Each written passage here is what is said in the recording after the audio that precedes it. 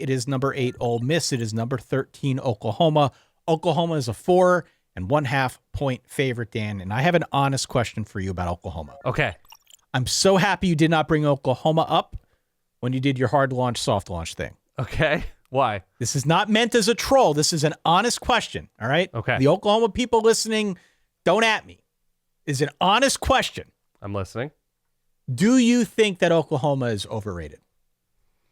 At their actual ranking of 13 or just in terms of their place in the sport? They're ranking at 13 right now, but I would say the assumption that Oklahoma is one of the teams to beat in the SEC and the sport at large. I think they're properly rated.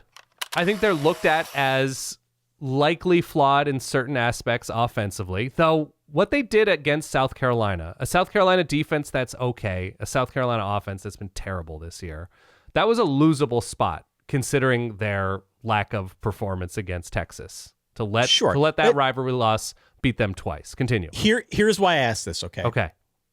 For all the talk about Oklahoma's defense, Mm-hmm. have we seen them against a high-powered offense? We saw them against Michigan in week 2. Yeah. Auburn in week 4. That was a very early Bryce Underwood start, and Michigan's offense is fine, but not incredible. Sure. But case in point, moment in time was definitely not a high-powered offense. Right. Texas 2 weeks ago was not knocking anybody over with their offense, even though they won. Right. South Carolina last week. Now, this week, I think Ole Miss is a completely different conversation. We'll get to that. But you consider the other side of it, too, with their offense. And a lot of talk about John Mateer, how he's come in, he's revitalized the offense. That is not untrue. But their 26 points last week against South Carolina, that was the most they've scored against a power conference opponent. Right. So the reason that I ask this, we haven't really seen the defense go up against a great offense. And we haven't seen the offense, albeit better, put in an incredible showing against a power conference opponent. So I say 13th. I look at the teams that are left on this schedule. It's tough. Tennessee, Alabama, Mizzou, all still on this thing. These are good offenses. I think it's a fair question. Yeah, I think they're due for a dip, but in terms of what they've accomplished thus far, I think their starting point of what their defense can be and has shown itself to be against lesser offenses, I think there's less to worry about this Oklahoma defense than there is defenses across this conference. So it's not perfect. It's not incredible, but I think it's going to do them a ton of favors. I think the fact that they can run the ball more is going to help their defense, right? That if indeed it's Torrey Blaylock and Xavier, fill me in right here. Is it Xavier Williams? I'm sorry. I apologize.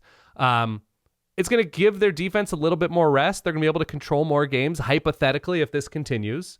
And so I don't think they're overrated. I just don't think they're built to win in a number of ways like I'd like to see a team built like against the rest of this schedule. So Xavier Robinson, excuse me. So I think they are at the moment properly rated. And look, if they win 4 or 5 or whatever it is, they're going to be in the top 8. They're going to be in the top 6. If they show out against their remaining schedule, yeah, they should be. Yeah. I'm a believer in Oklahoma as a good team with questions about the lack of winter wonders out wide, different ways to win. You're still dealing with John Mateer coming off of a pretty significant injury, and he's not 100%, though encouraged by recent results. We'll see, Sure. But I think they have that kind of Texas game in them as well, even if John Mateer were healthy. I also think there's a strong possibility with respect to this game that we see a little bit of a hangover effect for Ole Miss. I do too. Second straight road game. Yeah.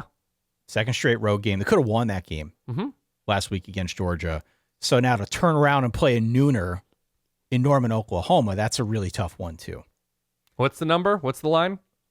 4.5. I like Oklahoma here.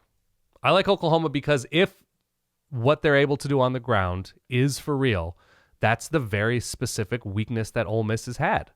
And so to ask Ole Miss to get a lot better against the run on the road in a difficult place to play, I like Ole Miss, But I think the more teams get a look at Trinidad Chambliss, the more they have a concept of how to play him.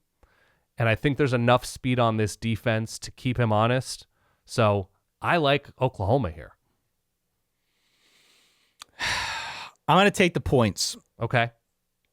Part of why I'm taking the points is because I initially liked Oklahoma too. Yeah.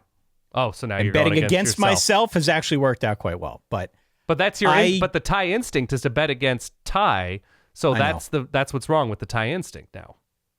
I don't trust the Oklahoma offense right now. Okay.